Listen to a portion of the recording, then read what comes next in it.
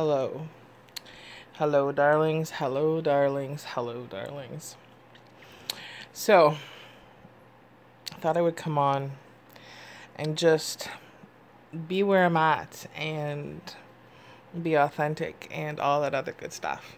As you can see, I was up and ready, or I am up and ready to start my day. I have been since 8:30, since 45 minutes ago. But I'm not going where I was supposed to be going.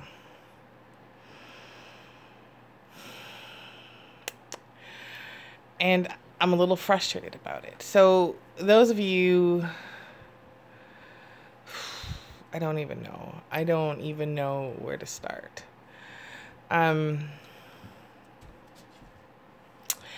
Yesterday marked Canada's 150th celebration. Yes? What? Pup. We're not watching Pups. Why? Because Gavin pretends he's a dog.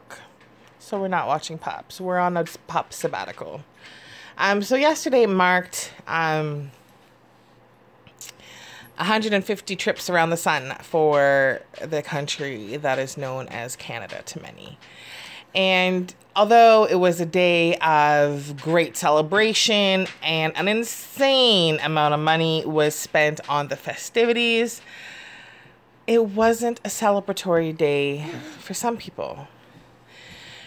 The reality is that 151 years ago, this beautiful, gorgeous, Look at the beautiful sky. It's a nice day for flying. Apparently it's flying. This beautiful, gorgeous land that many call Canada today was inhabited by, however you want to put it, Indigenous people. Settlers came in on boats, and many of them, I'll even go so far as to say many of them, thought they were helping. Only some of them were complete monsters and did the atrocities that we hear about. But many of them thought that they were helping, these poor people, because they lived very differently than the people who were coming over and discovering this new land. They lived off the land. They lived simply. They would often travel based on migration, and it was a very different way of life. And the people who came over didn't really understand what it was, and they thought that they were helping. So they created these schools known as residential schools, and they used Gavin, stop pulling on that, please. Toddlers. So they use that as a way to teach their language. But in teaching their language, they refused to let them speak their mother tongue. They were removed from their families to go to these residential schools, and they were just that. They were schools in which these people were residents at the school. And the monstrosities that went on in many of the residential schools is sad and gross. And we're talking physical abuse, sexual abuse, like just awful. So if being stripped away from your family, your culture, everything you know is not enough, you are told that everything you believed your whole life is a lie. You're not allowed to speak a language that you're comfortable with, that you can communicate in, even to your peers. That was the reality for some of these Indigenous people. And the impact of that did not just stop when the residential schools stopped. The impact of that goes on generations upon generations upon generations. I am still affected by the intergenerational impact of the residential schools. the pain endured goes through my veins. But it affects my relationships within my family and those I attempt to have outside of my family. To trust somebody who is different, who doesn't understand our way of living, is next to impossible for me, no matter how hard I try. But I'm getting away from myself. The wealth that Canada has, the wealth that makes Canada the gorgeous, green, lush, one of the best places to live and raise a family, the wealth that it has that makes people want to immigrate here from their country, was built by stripping the land away from Indigenous people. The Indian Act. You know, so many people think, oh, yeah, you know, you Indians get tax breaks. The Indian Act's purpose was to strip Indigenous people of their identity, to corral them onto small plots of land, and to not have to support them to the same depth that they support non-Indigenous people. I was going to say something else, but non-Indigenous people. Many of these reserves today here in Canada still don't have running water. Some still don't have electricity. 150 years later, how is that acceptable? How is that acceptable? But people were celebrating yesterday, 150 years since Canada's been Canada.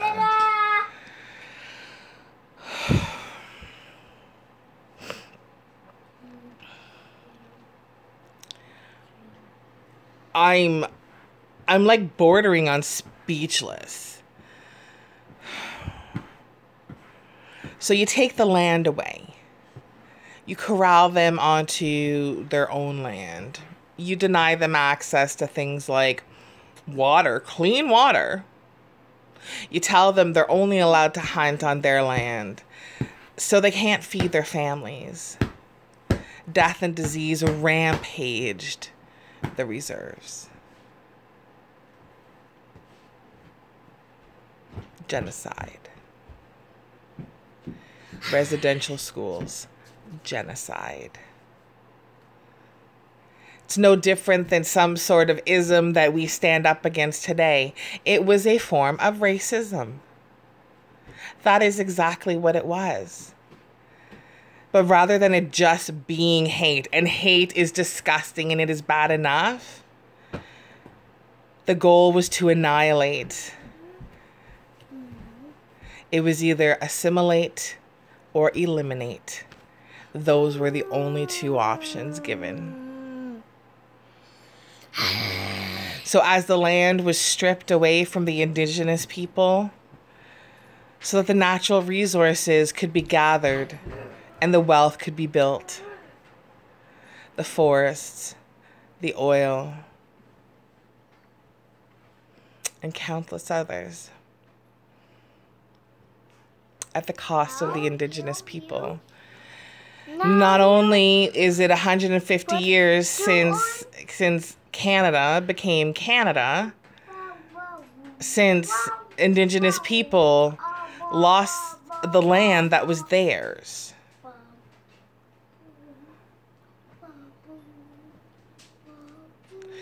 But it has been 150 years of history leaving out the Indigenous people.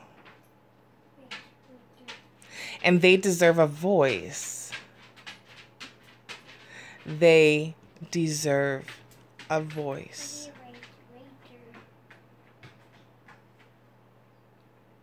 How is it we spent $250,000 at least on all these celebrations nationwide, but some of these reserves do not have potable water in Canada?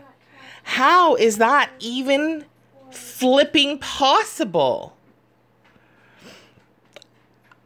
I don't understand. I am disgusted.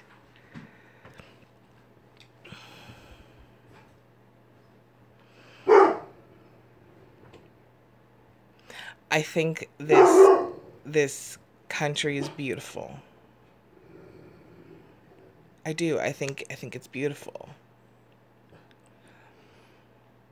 But let's be honest about the history of it.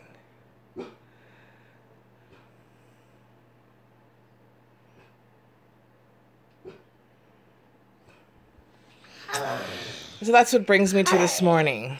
So for the last, I don't know how long, a group of people that I know have been reading a little booklet, maybe 50 pages long, from a posture of learning.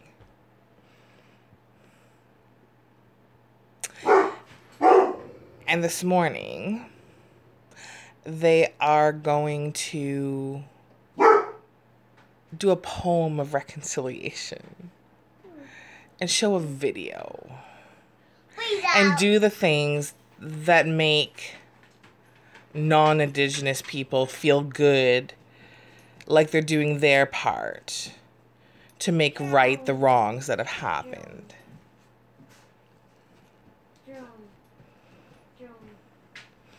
And I find it offensive. So I asked one of the co-coordinators if the person doing this, like presenting this material this morning, was an Indigenous person. And they said no. And they didn't understand why that would even be a question. Because the person presenting it has been in a posture of learning. How can you be in a posture of learning this? They are no more qualified to lead something like that, to, attempt to apologize and make right and atone for, than I would be for slavery.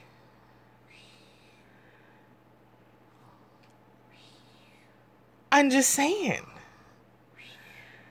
I couldn't go and apologize to a Holocaust victim and I could try to be sympathetic, empathetic. I could try to do those things, but I couldn't change what they had been through. I couldn't speak to it in any sort of depth. And perhaps in the gathering where there is no Indigenous person present,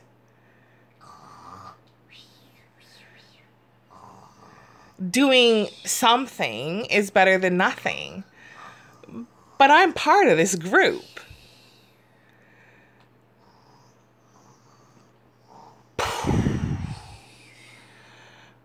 I can't even. I am so disgusted. You can hear Gavin snoring. I'm so disgusted.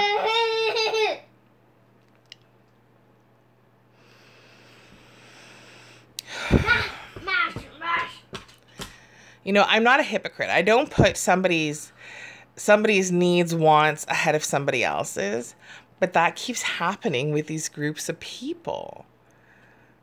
Right? Like it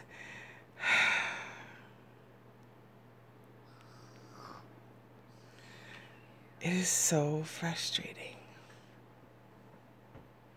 My hook. Why did you take the back off of that? You would? Yeah, I will fix. So that's where I'm at this morning. Kind of gross. Right. And that is my dinosaur. Not me dinosaur. So I'm hurt and I'm upset and I'm...